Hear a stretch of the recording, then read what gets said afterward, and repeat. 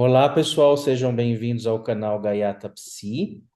Hoje estamos aqui com a Cristiana Oliveira e o Caio Romano, ambos psicanalistas e organizadores desse livro, Psicanálise e Sexualidades. Quem fala de sexualidade hoje é também co-organizado com o Paulo Roberto Secarelli. Quero dar as boas-vindas a eles aqui no canal. Tive a oportunidade de já entrevistá-los anteriormente sobre os mesmos temas que eles abordam aqui nessa coletânea, através dos artigos deles, né, e da proposta de organização. Eu vou ler brevemente aqui a contracapa, já para iniciar a nossa conversa, e depois eu passo a palavra para eles. Então, Psicanálise e Sexualidades é uma obra que traz um incentivo à fala sobre um tema polêmico, que ainda desperta controvérsias, embates e tabus associados a não ditos, que podem engrenar a sustentação de adoecimento psíquico e de violências, especialmente contra minorias, as quais não são em números, mas em direitos, as populações periféricas, a negritude e a comunidade LGBTQIA e APN+, além de se pautar no plural das sexualidades, a fim de reafirmar que não existe uma única sexualidade padronizada, referenciada em uma normativa reducionista. E aqui eu encerro essa breve apresentação com uma citação do Paulo Roberto Secarelli, que é: o recalque da sexualidade continua atual e produzindo, muitas vezes de forma inusitada, inibições sexuais, como bem ilustra alguns dos capítulos deste livro. Então, a palavra está com vocês, pessoal. Sejam bem-vindos novamente aqui ao canal. Obrigada, Dan.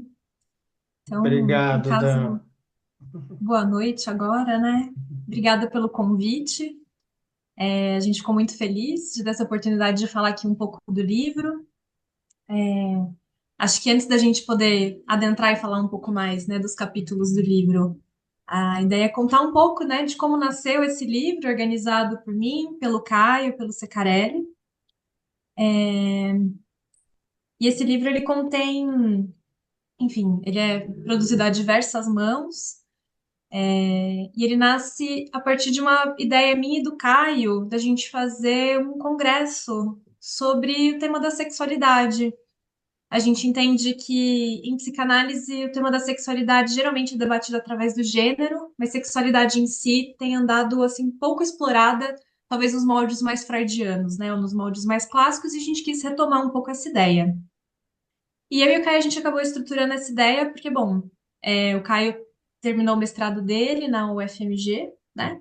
Sobre masturbação, e eu tô fazendo doutorado na USP sobre prostituição, e a gente resolveu, enfim, juntar esses temas, ver outras pessoas que têm pesquisas similares, e, enfim, a gente acabou estruturando uma coisa que a universidade acolheu lá em São José dos Campos, na Universidade do Vale do Paraíba.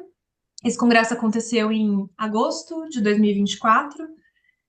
E nesse congresso a gente acabou, enfim, chamando outras pessoas, não só psicanalistas, para falar do tema da sexualidade, né? Não só de forma teórica, mas de forma prática também.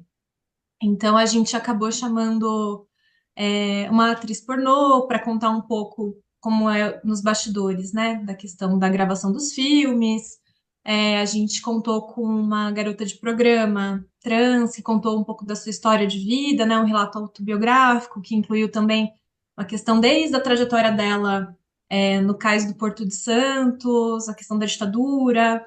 Então, enfim, tiveram vários temas muito interessantes, muito políticos, muito afetivos. Foi um encontro assim muito emocionante, instigante. A gente pôde debater assim a fundo e de maneira diversa a questão da sexualidade.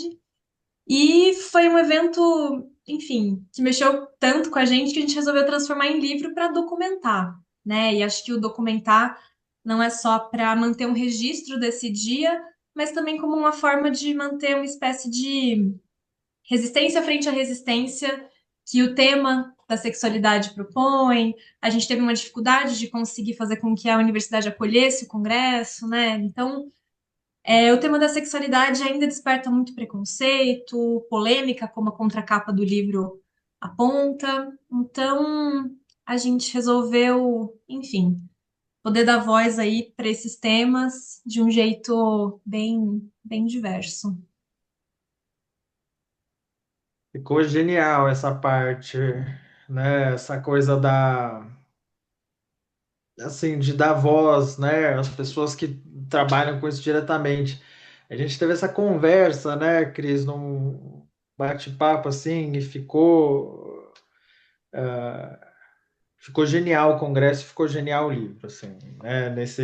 Principalmente por causa desse departamento, né? O congresso tiveram 3 mesas, né? Teve a abertura do Secarelli, tiveram 3 mesas. A primeira mesa sobre gênero teve a Aurora, que é uma psicóloga, é trans e trabalha com acolhimento de pessoas trans, então a gente também não deixou o gênero de lado, né? Entrou no debate. A segunda mesa envolveu os temas da masturbação, da pornografia. A Dai fez uma fala magnífica. E depois a mesa da Cris, que também foi fabulosa, que teve a Kika fazendo os relatos dela. Eu achei fantástico, assim, o resultado do congresso, o resultado das falas, o livro, assim, né? Como a Cris falou, a ideia da sexualidade. Aí quem fala isso é o Secarelli, né? A sexualidade em seu estado bruto, assim como estudava Freud, né? E nossa, eu tô feliz demais com esse livro. Ficou muito legal, assim, as ideias, os pensamentos, né? Aí a segunda mesa que eu participei, talvez falando um pouquinho sobre a minha colocação aqui, né? Além da organização e do cansaço e dos convites e da correria, né? Do congresso do livro, falando sobre os desenvolvimentos teóricos. A segunda mesa, eu falei sobre o tema da masturbação e o Alberto falou sobre o tema da pornografia. E a Dai fez os relatos dela, né? O capítulo do Alberto é Robert Stoller e a pornografia. O capítulo da Diana é Vivendo de Pornografia na Era Digital. E o meu capítulo é Masturbação no Desenvolvimento da Teoria Freudiana, que é, como a Cris puxou o gancho, é um resumo do primeiro capítulo da minha dissertação de mestrado, né? Eu faço esse percorrer do tema da masturbação ao longo da obra do Freud. Eu não sei, era uma coisa que foi o chute inicial e eu sentia muita falta, né? Era uma coisa meio praxe, né? Há uns anos atrás, né? Fazer os trabalhos acadêmicos desse modo. O Pedro de Sante, o conceito de fantasia ao longo da obra de Freud, o Nelson Coelho, o conceito de realidade ao longo da obra de Freud, o conceito de pulsão ao longo da obra de Freud, e eu achei que o tema da masturbação merecia ser esmiuçado. E depois esse esmiuçar eu relacionei com a pornografia, principalmente na contemporaneidade. Mas voltando e ficando na primeira parte, como o Alberto desenvolveu o tema da pornografia, eu me limitei ao primeiro capítulo da minha dissertação de mestrado para desenvolver o tema da masturbação. E eu tive uma feliz surpresa ao destrinchar o tema da masturbação no Freud, que no final eu descobri que para o Freud tem 2 tipos de masturbação, né? Um tipo de masturbação mais prazerosa, né? Que envolve uma certa excitação sexual. E um outro tipo de masturbação, que eu conceituei como masturbação neurastênica, né? Que era vinculada à neurastenia, que é a masturbação da descarga pela descarga, né? A ideia de que ah, a pessoa não se masturba só quando ela está com excitação sexual, mas quando ela está tensa, quando ela precisa descarregar, sabe? E aí eu faço esse destrinchar desses 2 tipos de masturbação como resultado, né, do pensamento freudiano no que eu fui destrinchando. O Caio, Fala. Eu acho que é até interessante você trazer aquele seu dado de pesquisa do horário em que as pessoas mais acessam pornografia. Eu acho que é legal. O pessoal adora esse dado, né? Que o Pornhub, o horário mais acessado do Pornhub é das 10 à 1 da manhã. Pelo menos era, né? Um tempo atrás. O segundo horário mais acessado nos sites pornôs, acho que não era só o Pornhub, nos sites pornôs em geral, é às 4 da tarde, né? E não é porque às 4 da tarde as pessoas têm um rompante, ficam com tesão e de repente precisam, sabe, do nada, me subir um tesão aqui. Não, é porque às 4 horas da tarde é o horário que você tá cansado, tá tenso, né? Ainda tem algumas horas para terminar o dia, e é o horário que as pessoas mais assistem, é o segundo horário que as pessoas mais assistem pornografia. No trabalho mesmo. Tem uma longa matéria, acho que se não me engano, da BBC, falando sobre a questão de assistir pornografia no horário de trabalho. E, esse dado é fantástico para pensar que é apenas um descarrego. O horário do cafezinho, às 4 horas da tarde, né? A piada que eu sempre faço que é a ideia do cigarro, né? As pessoas acho que pausavam às 4 horas para fumar um cigarro. As pessoas estão fumando menos, estão recorrendo à pornografia para fazer esse tipo de coisa. No congresso isso foi fantástico, porque eu fiz essa fala, a Dai estava do meu lado, e quando ela foi falar a parte dela, ela falou, Caio, é muito isso. O horário das 4 horas da tarde, ele tá todo reservado para mim. Eu sempre tenho alguém para atender às 4 horas da tarde no trabalho, né? Alguém chama ela e fala, ó, tô super tenso aqui, o dia foi pesado, finge que você é minha secretária, né? Enquanto eu me masturbo aqui, né? Fantástico essa diferenciação. Isso abre campo depois, um campo imenso. É uma coisa que, ao mesmo tempo que é simples, eu achei muito interessante e muito genial, né? Genial Freud, né? Não eu, mas isso abre campo depois para fazer as vinculações com os temas da pornografia, né? A pornografia enquanto eu estou com tesão e vou me masturbar assistindo pornografia, ou, né? Porra, tô cansado, tô exausto, foi um longo dia, vou ver um filme pornô e me aliviar aqui uma descarga pela descarga, assim, né? Eu não faço essas vinculações com a pornografia, isso vai ficar para o segundo evento de psicanálise e sexualidades, que já tem data, né? A gente fala sobre isso depois. Uh, mas eu destrincho essa primeira parte e eu achei interessantíssimo, sabe? Essas ideias, essa separação, que ao mesmo tempo é uma coisa muito simples, uh, tem desdobramentos muito grandes, né? Não sei, pensei mais ou menos nisso por enquanto. E aí depois teve a fala da Dai e do Alberto. Aí não sei se a Cris quer falar um pouquinho sobre a dela e a gente vai completando. Não sei se você quer falar alguma coisa, a Dani ficou quieto de repente aí no espaço. Não, é que você falou de café às 4 da tarde, masturbação, aí me veio à tona a ideia de um café com leite.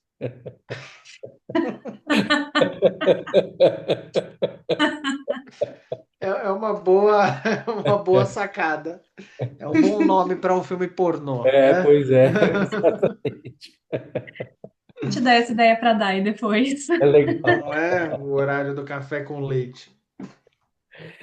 Eu ia perguntar justamente também se vocês encontram, claro, vocês não nasceram na época do Freud, nem eu, né? Mas enfim, se vocês acham que as dificuldades que vocês encontram hoje para falar desses assuntos teriam sido as mesmas, no mesmo grau, ou com as mesmas características do que na época do Freud, no século XIX, início do século XX, ou são novos desafios, são novos tabus, né?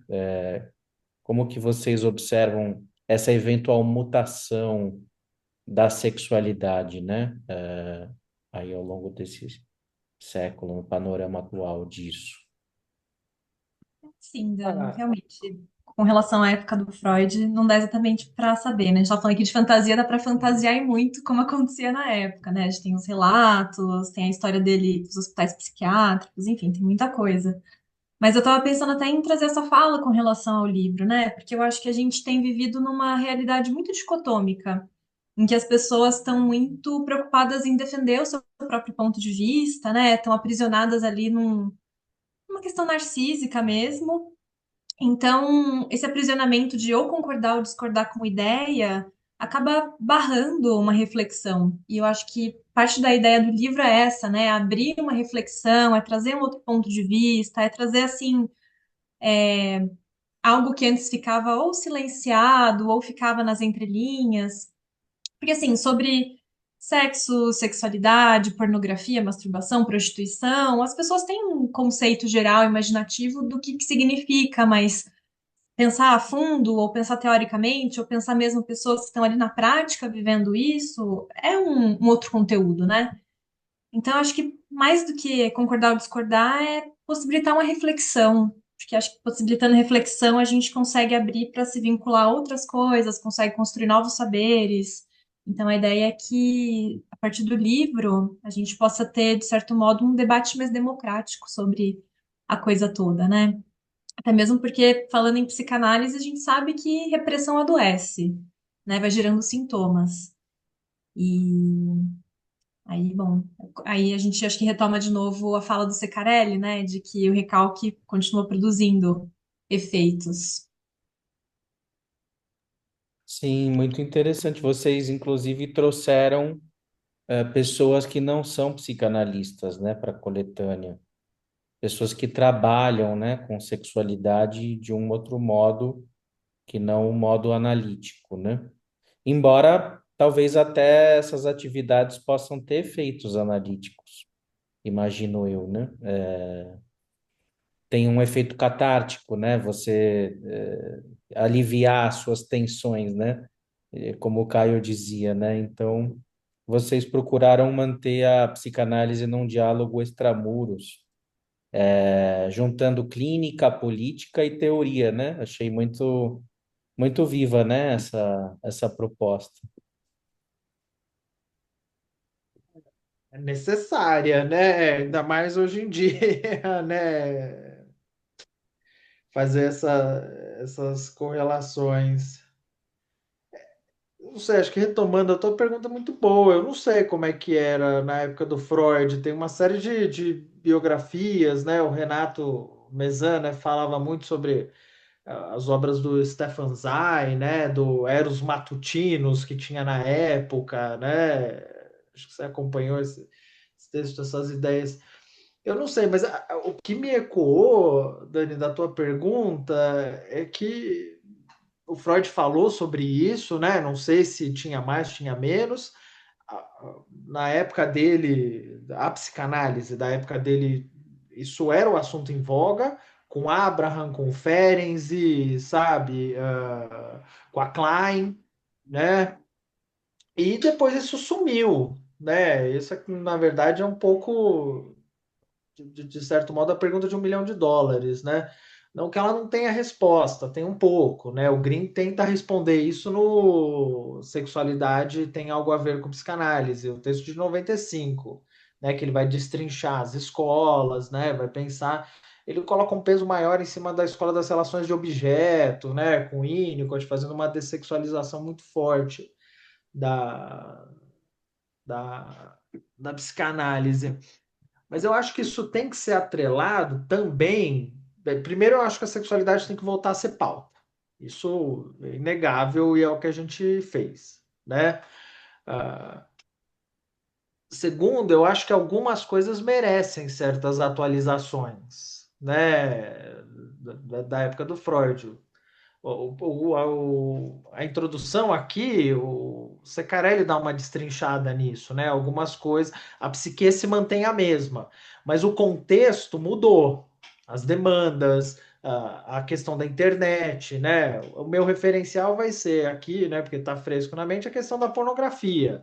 Naquela época, o pessoal, na época do Freud, o pessoal ia no museu para ver pornografia, ver nudez, né? Hoje No celular, assim, né? Qualquer lugar, assim, na palma da mão, na palma da mão, literalmente, né?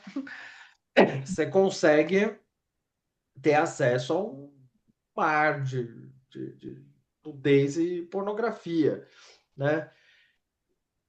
Tem uma mudança, né, para as questões da contemporaneidade, né, dentro disso. Enquanto antes, né, a dificuldade era de se gozar e tinha uma repressão muito grande nisso, atualmente a demanda é o excesso do gozo, né? Você tem que gozar o tempo inteiro, né? Você tem que fazer isso o tempo todo, tem que produzir o tempo todo, né? Você tem que performar o tempo todo,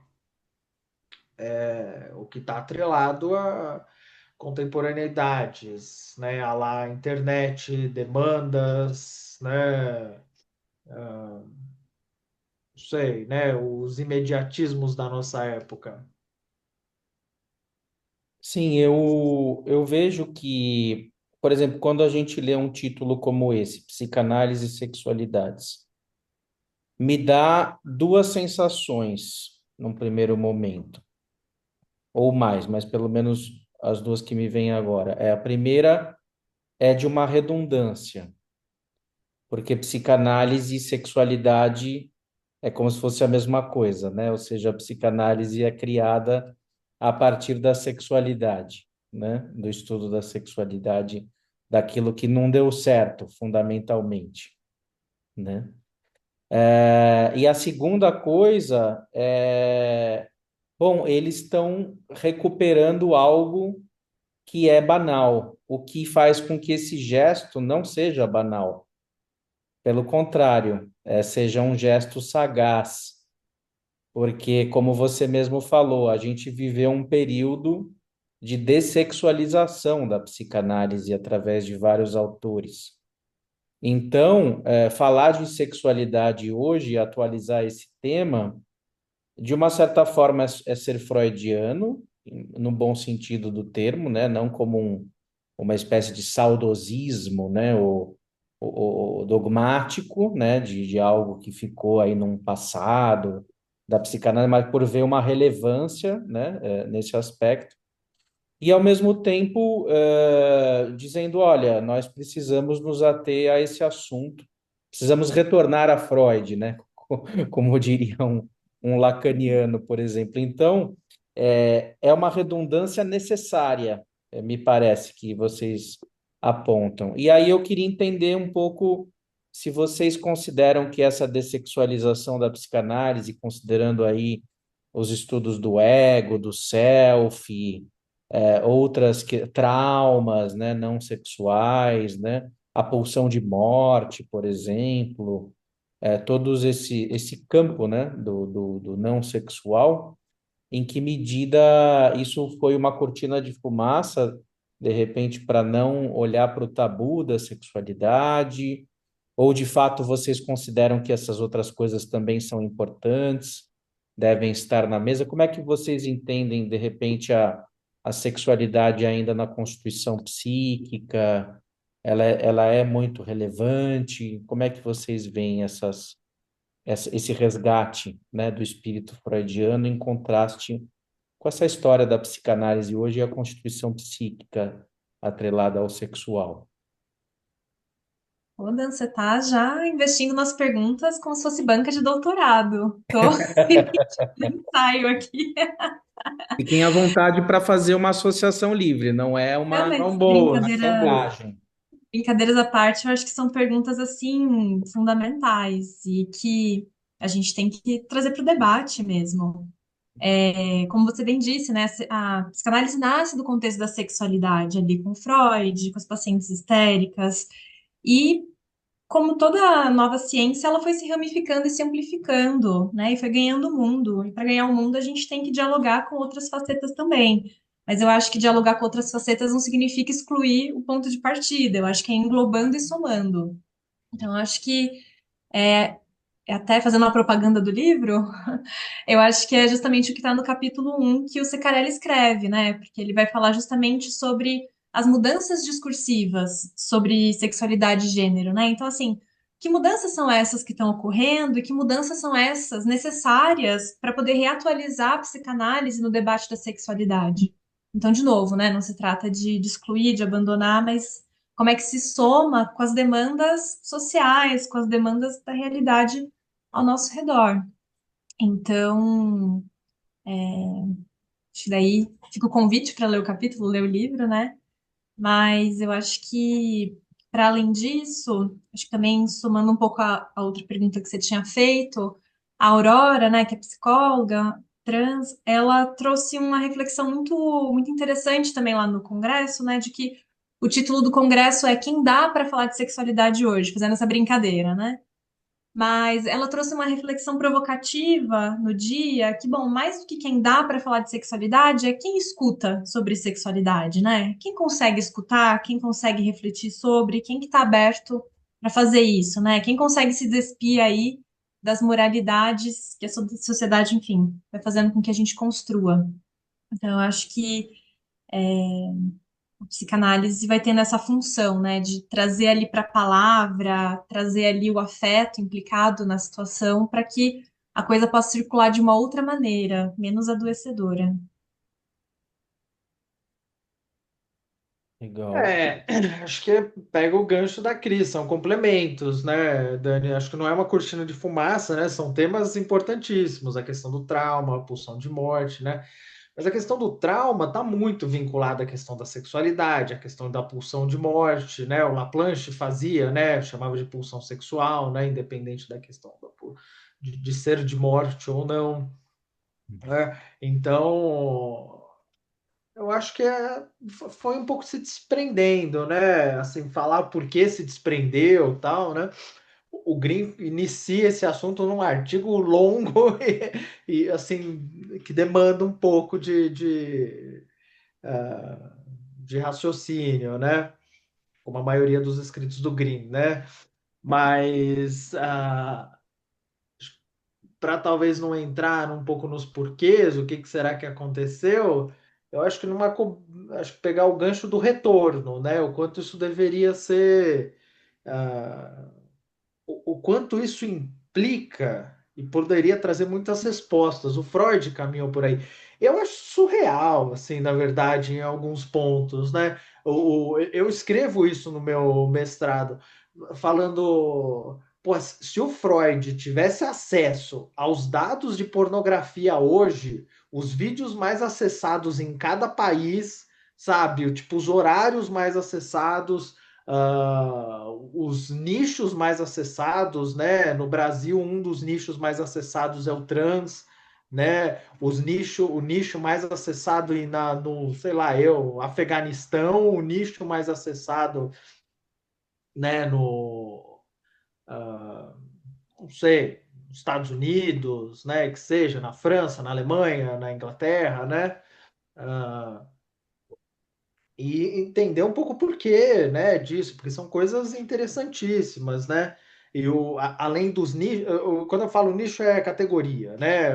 A trans é a mais acessada no Brasil, mas tem os termos mais procurados, né? E o que eu também tentei investigar no meu mestrado, e acredito que fiz até com um trabalho legal, foi o hentai, né? E era surreal para mim pensar o hentai é o termo mais procurado na pornografia há 3 ou 4 anos, né? Como Deus, ninguém está pensando ou pesquisando isso? Como é que ninguém está explorando uma coisa dessa, sabe? O termo mais acessado no mundo é um anime pornô de origem japonesa e ninguém tem nenhum mínimo de curiosidade para pensar o porquê disso, sabe? É um Ou pouco tem curiosidade ou não tem, ou tem curiosidade, mas tem receio, né, de expor resistências, a né? Assim, resistência. né? Como é que a gente não vai por aí, né? Ou a Cris, como é que a Cris está fazendo as entrevistas com as garotas de programa? Pô, mas isso assim, é um poço sem fim de informação, curiosidade, exploração. O Stoller fez isso, né? O Stoller fez isso não com as garotas de programa. Até onde eu sei. Se eu tiver errado, a Cris me ajuda.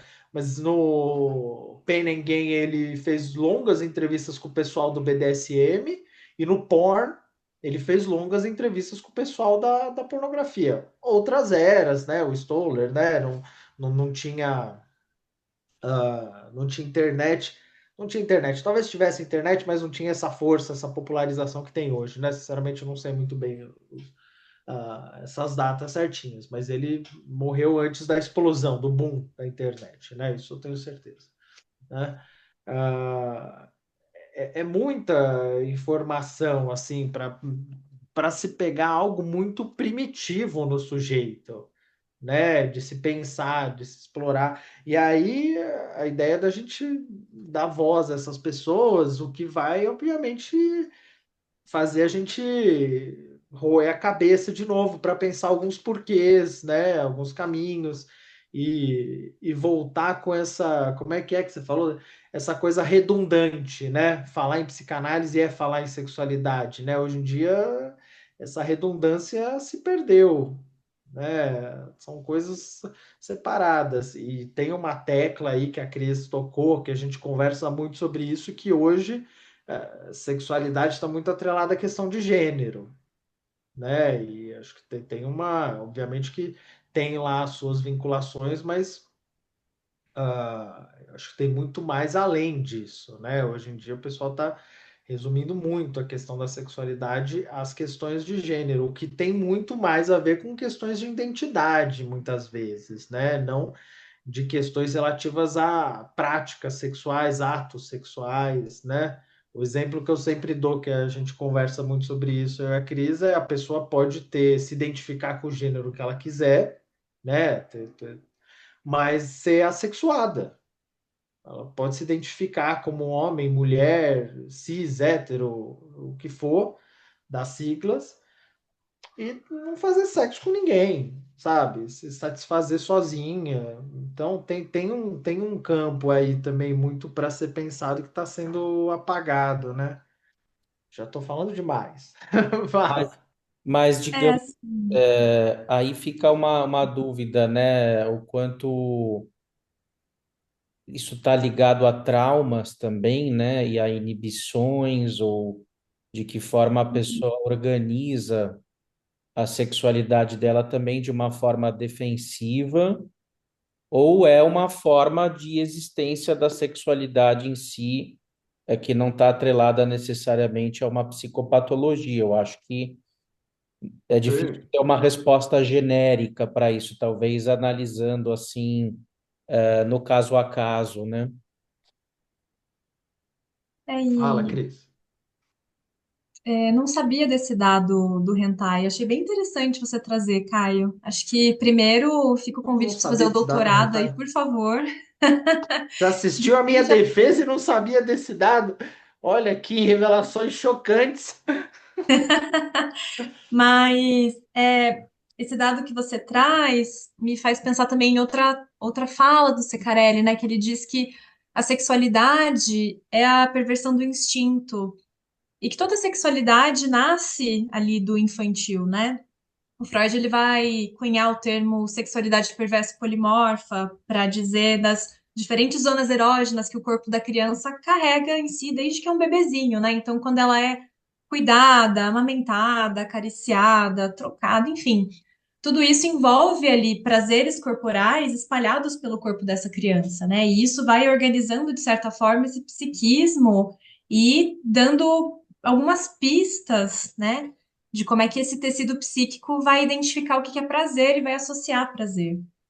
Então, não sei, acho que já fazendo uma psicanálise meio selvagem aqui, a associação que me veio é, bom, quanto que esse hentai, essa coisa mais infantilizada, talvez menos sexualizada de um modo agressivo, mas mais, enfim, com desenhos e nuances, né? Se não remonta um pouco essa sexualidade aí mais infantilizada, né? Do desenho, enfim, mas é o que eu fiquei pensando aqui. Me veio também a Agressividade questão tem. do me veio também a Continua. questão do Anzié, do eu pele, né? Que ele vai falar que a pele é o nosso maior órgão de prazer, né? Que desde criança o toque da pele vai ficando muito associado à questão do afeto, do cheiro, de como o mundo vai entrando na criança e constituindo esse psiquismo. Enfim, acho que são várias nuances. Mas diz aí, Caio. Eu ainda nem falei do meu capítulo, vou falar depois das entrevistas. Não, a questão da agressividade tem muito no hentai, na verdade. Tem uma coisa um pouco agressiva, mas o resto que você falou tem ao mesmo tempo uma coisa muito ah, infantil, né? Tem uma coisa muito limpa no hentai que eu acho isso fantástico, assim, sabe? E uma coisa assim que é meio que o extremo da fantasia, né? Quando o desenho, quando o cara ejacula, assim, parece aqueles vulcões em erupção, né? A mulher sai voando, né? Com a força, né? Aqueles desenhos forçados. É uma coisa, é um extremo da fantasia, assim, né? Quase como uma caricatura. Mas eu ia falar que tem bastante uma coisa de uma certa agressividade atrelada, assim como a fantasia, assim como o infantil, né? Assim como a fantasia infantil, né? Que é Tem algo de uma extremamente. agressividade sublimada ali através do desenho, né? Eu não sei se isso também Ah, facilita o sim. contato com a sexualidade em si. Mas fica de pesquisa de doutorado, faz esse favor pra gente. Eu já caminhei algumas coisas, mas doutorado ainda tá longe. Tem congresso ainda em agosto, tem outro livro do congresso de agosto. Calma. Fala do teu capítulo. Falo, o Caio estava contando da mesa dele, né? Que contou com a Dayana, que é atriz pornô, contou com o Alberto, que estudou pornografia.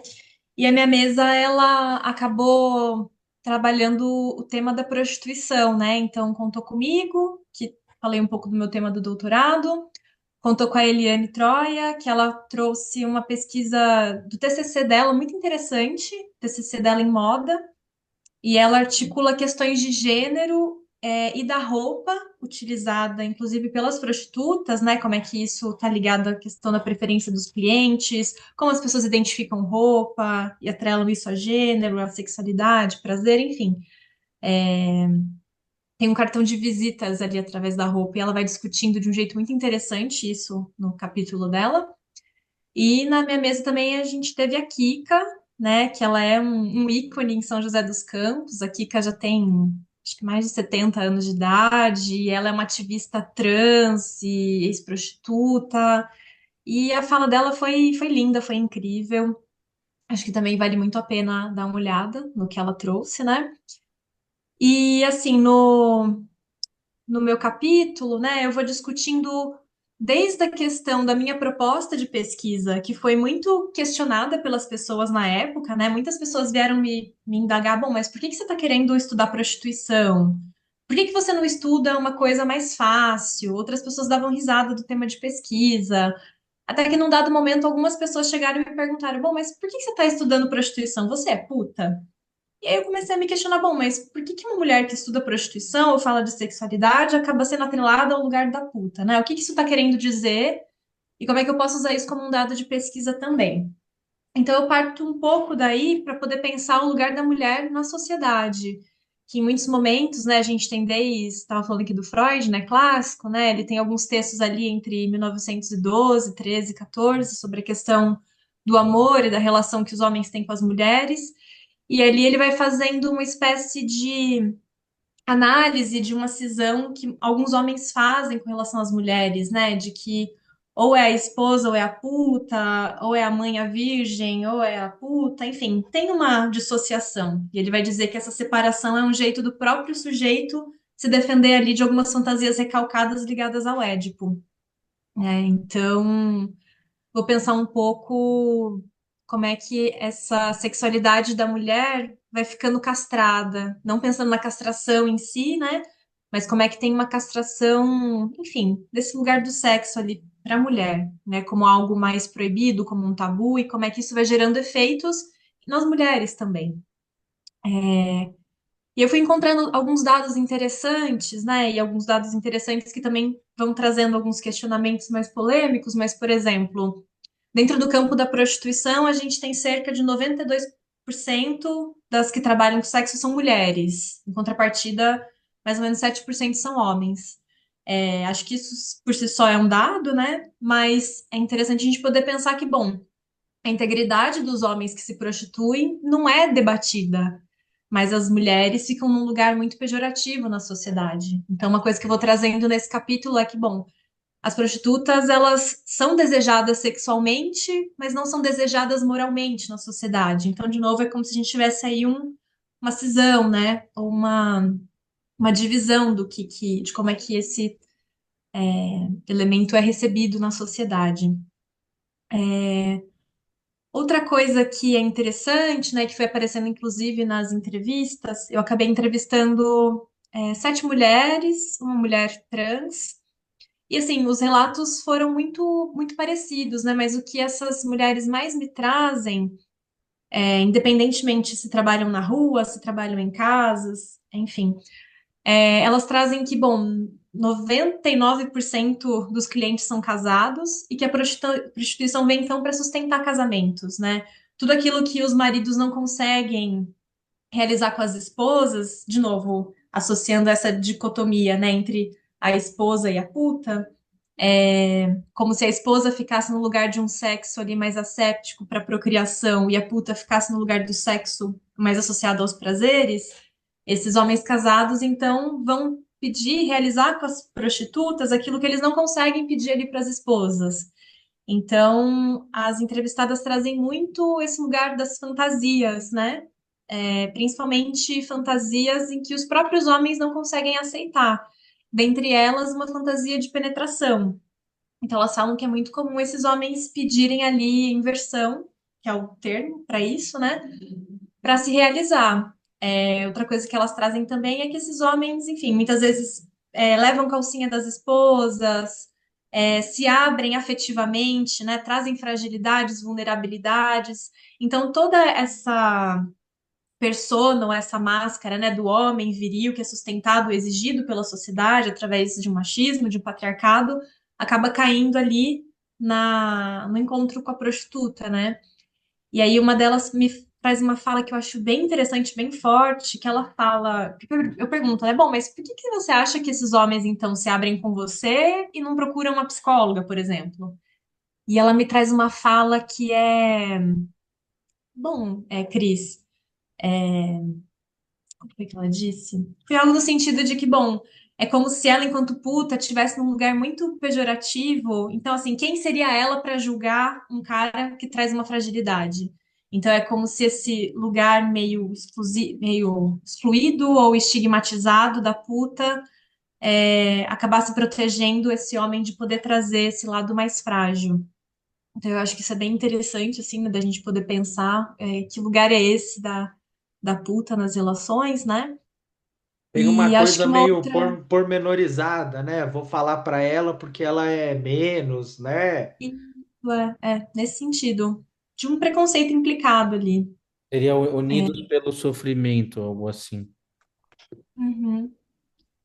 E acho que uma outra coisa interessante que algumas trazem é a questão da culpa de viver, enfim, trabalhando com sexo, de ganhar dinheiro através do sexo. Não só sexo, né? Porque, assim, algumas contam que os homens muitas vezes vão lá para desabafar. Algumas até se autonomeiam psicólogas desses homens. Mas elas muitas vezes ficam culpadas de trabalhar com sexo, né? Então, uma delas me traz um relato muito interessante que eu trago no capítulo do livro, que eu acho que vale a pena falar, que é uma delas que se prostituía na Praça da Sé.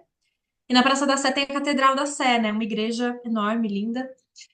E muitas vezes ela entrava nessa igreja para tentar captar clientes para o programa.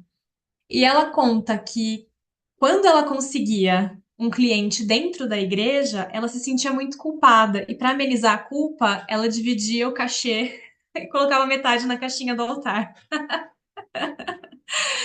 E aí eu levanto essa questão, né? Bom, mas quais são os valores que sustentam a Depois, prostituição, né? depois Como é ela ia se que confessar sustenta com o uma culpa? padre.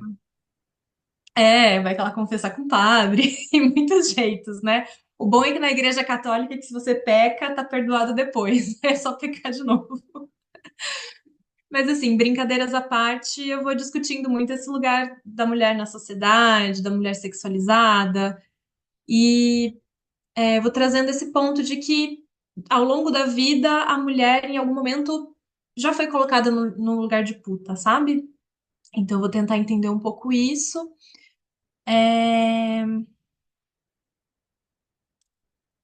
e acho que, por fim, eu trago um incentivo a as pessoas lerem as putativistas, né? Eu gosto muito de trazer o nome delas, né? A Natânia Lopes, a Monique Prada, a Mara Moira. Enfim, tem várias que eu gosto muito. E elas vão trazendo também esse debate, né, do patriarcado, do lugar da mulher na sociedade, e que muitas vezes, né, a mulher ela acaba ficando submetida ao que o homem determina para ela. Então, ela muitas vezes está lá posta para testar a virilidade do homem, e ela está no lugar ou de esposa, de mãe ou de puta. E geralmente o lugar da puta é o lugar da mulher que não está submetida a nenhum homem. Então, enfim, são alguns jeitos da gente poder pensar, né? Como é que a sociedade vai operando, como é que os preconceitos vão se perpetuando. Enfim, um convite aí à reflexão. Muito interessante, muito rica essa conversa, né? Tem muitos meandros. E acho que para finalizar, eu vou perguntar uma coisa aí para vocês, baseado também em algo que escutei de uma psicanalista, dizendo que o objetivo da psicanálise não é falar sobre pornografia, que a psicanálise não vai se ater às intimidades sexuais das pessoas e suas pornografias. E, bom, primeiro eu fiquei curioso porque se a psicanálise lida com a associação livre, as pessoas podem, em tese, falar sobre o que elas quiserem, né? Incluindo suas cenas sexuais, suas pornografias. Mas eu fiquei pensando que os meus pacientes não falam de detalhes sexuais, assim, de cenas de sexo, detalhes, minúcias. Não tem. Se fala assim, a gente no máximo teve uma intimidade, é algo assim muito superficial, como uma citação apenas, né? De que aconteceu alguma coisa, mas não escuto pormenores assim, né? Então, eu queria saber se isso também acontece com vocês, se vocês veem que tem aí se é necessário que os pacientes falem sobre esses detalhes, ou não é, ou se é uma resistência, uma questão moral. Como é que vocês observam essa questão, assim, do ponto de vista clínico?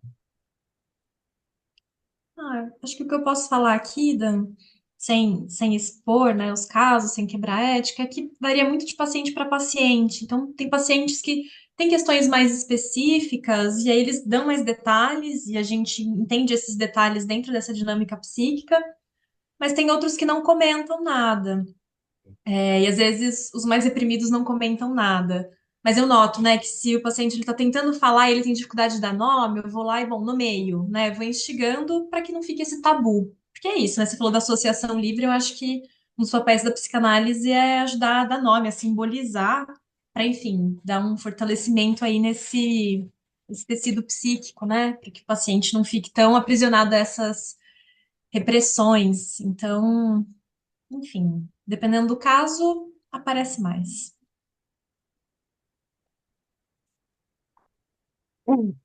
Voltamos à redundância, né? Psicanálise e sexualidade acaba sendo a mesma coisa. Eu acho, Dani, que sempre tem as coisas da sexualidade e não falar sobre isso já diz muita coisa, né? Uhum. Você acha Como que é já que é diz muita a coisa? la Marília Mendonça, não é? Não mandar mensagem já é uma mensagem, né? Eu vou um pouco por aí, sabe? Realmente, tem gente no consultório que não fala, mas eu normalmente o fato de não falar, salvo algumas exceções, assim, contextos, né? Ah, não falar para mim já quer dizer alguma coisa. O fato da geração atual, com menos de 35 anos, ser a geração que menos faz sexo nos últimos 100 anos, acho que era essa a pesquisa, eu acho que quer dizer alguma coisa, né? Ah, eu acho que eu faço uma coisa um pouco parecida com a Cris, né? De sempre talvez ter alguns convites, né? A gente não incita nada, né? Faz um. Como é que é quando você faz aquela. tem um nome, né? Tipo uma primeira entrevista. Como é que chama quando você faz aquelas fichas Anamnese. de primeira entrevista? Anamnese. Eu não faço nenhuma anamnese com tipo, ó, quais sites pornôs você acessa, quais as fantasias, quais categorias, né? É uma ideia, talvez eu comece a fazer isso com os analisandos, né? Quem sabe? Ah, não faço nenhum tipo de coisa, mas eu acho que quando tem uma, assim, tem uma brecha, né? Assim, eu assim, eu tento dar uma aprofundada, assim, eu sempre acho curioso essa exploração, né? Eu tiro isso uma vez da minha análise, isso aconteceu comigo, eu achei fascinante, assim, né? Isso há muito tempo atrás, eu nem lembro o que eu estava falando, alguma coisa, e aí eu mencionei alguma coisa de masturbação, e meu analista me perguntou, falou, escuta, quando você se masturba, você fantasia com o quê? Eu lembro que eu não consegui responder porque eu achei aquela pergunta tão maravilhosa. E eu lembro de ter falado para ele, eu falei, olha, eu posso falar com o que eu fantasio, mas eu achei essa pergunta assim fascinante. Eu não imaginava você fazendo essa pergunta, essa pergunta não me ocorreu, sabe? E teve um desdobramento gigantesco, né? Desde Enrolou seu Caio. analista direitinho, hein, Caio? Oi? Não, Enrolou seu analista direitinho. eu enrolo ele muitas vezes, mas ele sabe que eu enrolo ele. É E eu também claro, sei que eu tô enrolando ele, né? A gente claro. finge, né? Ele finge que tá tudo bem, eu finjo que não, né? Faz o teatrinho, né? Eventualmente eu Faz voltei e parte da contei as cena. fantasias, né? Eu fiz uma anamnese, contei os sites pornô que eu mais visito, as categorias mais acessadas, fiz esse, esse detalhamento com ele, piadas à parte. Mas é interessante isso, assim. O Stoller, ele tem tem outro autor, agora me fugiu o nome, que eles vão falar vão falar sobre essa coisa das fantasias eróticas, assim, como se fosse uma espécie de um atalho. O Stoller tem uma fala assim: se o sonho é a via régia para o inconsciente, ele é uma via régia com uma estrada longa, cheia de curvas, É o próprio desvios, Stoller que fala isso. pedregulhos e tal. Ele fala, as fantasias masturbatórias e a pornografia pode ser um grande atalho para o inconsciente, para essas coisas, para essas explorações. A pergunta que fica, né, Dani, se a resistência está mais do lado do analisando ou mais do lado do analista, né? Para não explorar essas coisas ou, no mínimo, não pensar. Já que isso nunca é falado, né? O que será que tem? Se você está atendendo um adolescente de, sei lá, quantos anos, eu já não sei mais, a puberdade, né? Explosão dos hormônios. Hoje em dia deve estar com o quê? Não sei com quantos anos está. Vou chutar que está com 15, 16, né? Você está fazendo análise de um adolescente de 15, 16 anos, passando por uma série de angústias próprias da adolescente, né? É quase um. Adolescência é angústia, né? Quase a mesma coisa, né? É. Você tá lá, adolescente, no fervor da idade, cheio de hormônio. A pessoa não fala nada de sexualidade, sabe? Não traz esse assunto, não sente nada, vai para a escola, não. O que eu, assim, eu acho que é importante a gente talvez redefinir, né, a diferença entre a sexualidade no sentido amplo e o que seriam fantasias sexuais, erotismo e pornografia, né? Porque, por exemplo, o que eu escuto no dia a dia, aí isso sim é comum, são problemas de relacionamento, problemas no campo interpessoal, né? Então, angústias de abandono, desconfiança, paranoia, a dificuldade de construir uma relação, nos paradoxos, nos erros dos outros, né? Isso sim, é o cotidiano do meu trabalho, tanto para homens, mulheres, enfim. Agora, o que eu estou me referindo digamos, a essas fantasias masturbatórias, se de fato é tão necessário assim, até partindo de um viés não psicopatológico, que eu entendo que é o de vocês, né, no sentido de acolher as diferenças. Será que é tão significativo a gente saber no que a pessoa pensa quando ela se masturba, do ponto de vista clínico? Talvez sim antecipa uma resposta na medida em que algo disso possa estar atrelado a sofrimento. Mas, caso contrário, é a mesma coisa que você saber se o fulano gosta de frango, camarão, qualquer pizza, né? Enfim, Mas eu acho que esse seu exemplo é muito significativo, né, Dan, de saber o que que a pessoa gosta de comer e o que que dá prazer para ela. tudo Eu acho que bem, isso vai mas falando um pouco da dinâmica psíquica, né? De onde ela investe. E não só onde tem prazer, mas também onde tem sofrimento. Acho que uma coisa não está dissociada da outra. Então, enfim, acho que essa pergunta do analista do Caio é bem interessante para tentar localizar algumas coisas que talvez de uma forma mais direta não apareça, né? Mas na fantasia ali, ligada a um sofrimento ou a um prazer, acaba aparecendo de outras maneiras. E aí, até de novo, reforçando, né, essa fala do Stoller de que, assim como os sonhos são essa estrada real para o inconsciente, as fantasias masturbatórias também têm essa mesma premissa. Pode ser um atalho, né? Ele fala, né? Uhum. Pode ser um atalho para o inconsciente, um caminho não tão turbulento e cheio de tantas curvas, né? Isso, obviamente, Dani, respeitando a associação livre, essas coisas, isso é o Uhum. praxe, né? A gente não precisa, não sim. precisamos nos masturbar sobre esse assunto.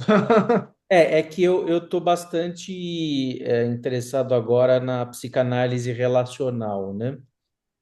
E a psicanálise relacional, ela, claro, a gente tem que tomar cuidado com esses movimentos muito radicais, né, para não criar uma seita e tal, mas eles, digamos, viram um pouco as costas para a ideia de uma sexualidade ligada às pulsões, né, como algo intrapsíquico. Porque a psicanálise relacional tem por base a relação humana como sendo central, não só na análise, mas fora, né? Então, digamos, as fantasias masturbatórias, né, elas sempre estariam atreladas a um outro externo e interno ao mesmo tempo. Por isso que, Uhum. digamos, quando alguém fala dos seus problemas de relacionamento, construir uma relação, eu entendo que essa sexualidade erótica, ela é derivada disso, é um aspecto dessa situação. Então, se um lado está adoecido ou está comprometido, o outro também está, né? Consequentemente. Então, por isso que eu pergunto, né, se vocês acham que é essencial a nomeação explícita, né, direta, dessas cenas inconscientes e tal, ou se de repente, trabalhando os aspectos relacionais, né, com as pessoas, do convívio, né, propriamente dito, né, dos pacientes, já não poderia ser suficiente para abordar algum tipo de mal-estar, né? Enfim, é algo que não sei, não tem uma resposta, né? Porque acho que assim, uma coisa não exclui a outra. Sim. E eu acho que o intuito não é nem nomear de um jeito muito explícito as cenas Aham, masturbatórias, mas eu acho que é pensar enquanto metáfora o sim, que isso tem implicado na vida do sujeito, né? perfeito. Uhum. E eu acho que às vezes vale ser nomeado, né? Acho que muitas vezes vale. Eu acho um trabalho interessante esse teu ainda, né? Acho que você podia fazer a sexualidade na psicanálise relacional, hein? Acho que tem um campo aí que você está ampliando, que O você título vai ser Café com Leite. é,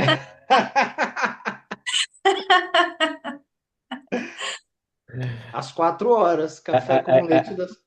aí a pergunta só vai ser integral, desnatado ou semi? Ou sêmen, né? Desnatado ou sêmen. A resposta tá aí. Tudo bem. Eu não conheço, mas eu acho que daria para ter essa conversa aí, né? Mas acho que tem campo aí para uma, sei, para uma vinculação muito forte, né? Uhum. Esperamos você fazê-la. Sim, vou me aprofundar. É uma literatura basicamente em língua inglesa, né? Então é uma leitura um pouco mais lenta, né? Assim, não é tão facilmente absorvível quanto o português, mas, né, dá para seguir. Então, em breve, quem sabe a gente produz juntos algum material a respeito aí. Ah, Seria ótimo. ótimo. Legal, então acho que é um bom momento, né? Talvez da gente encerrar por hoje, né? O que que vocês acham? Ah, falta só uma coisa, da gente falar sobre o próximo evento, que a gente tinha ficado Claro, de falar aqui no final. por Agora, favor. em agosto, eu, o Caio e a Miriam Schneiderman, a gente está organizando no SEDES um segundo evento de psicanálise e sexualidades, que a ideia é que depois também vire livro de novo. E aí a gente organizou várias mesas. Agora vão ser 2 dias de evento, porque o primeiro foi um sucesso, então a gente quis ampliar um pouco. Então tem vários nomes, né? Estou muito feliz que depois de muitos meses, muita insistência, consegui convocar a Rita Von Hunt para participar. Adoro ela, sou fã dela. Vai estar a Mara Moira, a Natânia Lopes, a Dayana Gomes de novo, Paulo Endo, Andreane Medrado, enfim, tem vários nomes. Vai ter o pessoal do SEDES, né, do grupo de estudo do feminino, de gênero. Que mais, Caio? Vai ter a Mara Café, vai ter o Flávio Ferraz, o pessoal dos GTs, vai ter E a eu e própria você. Miriam Schneiderman. A gente é. Eu sou menos, eu estou entre os grandes que são vocês. Ah, mas a própria Miriam Schneiderman, o Secarelli vai de novo também, como uma Fazer espécie de abertura. patrono nosso, né? Então tá com uma galera muito boa, né? Achei. A Cris tinha falado, né, das putativistas, dos nomes que ela falou, duas estarão no próximo evento, né, que é a Mara e a Natânia. A Natânia é fantástica, antropóloga, e a Mara também, Formada em letras. formada em letras, doutorado em letras, saiu o segundo livro e atual coordenadora do Museu da Diversidade Sexual, que está Uhum. bombando, assim. E nesse evento a gente vai discutir sobre pornografia e pulsão de morte, aborto e feminismo, a questão de gênero, questão de prostituição, enfim, outros temas aí discutidos de novas maneiras. Então fica o convite para vocês participarem. Vai ser sexta, dia 22 de agosto e sábado, dia 23 de agosto. De 2025, Perfeito. né? Porque, de fato, 25. Pensei nisso. o vídeo ele Esses pode vídeos ser são atemporais. edições temporais, isso. Muito Então, bem. Então, fiquem ligados, pessoal, na programação. Eu vou deixar também o link de compra aqui na descrição do vídeo. O livro é pela editora Zagodoni, aqui de São Paulo. nossa amiga editora, né? Sim. Então, quero agradecer a presença de vocês novamente, Caio, Cris. Grande prazer estar aqui com vocês novamente. E seguimos aí, né, nessa grande aventura sexual que é a psicanálise, né? Seguimos, Dan. Obrigada pelo convite. Foi ótimo, Dan. Valeu, até breve, pessoal. Um grande abraço e até mais. Até.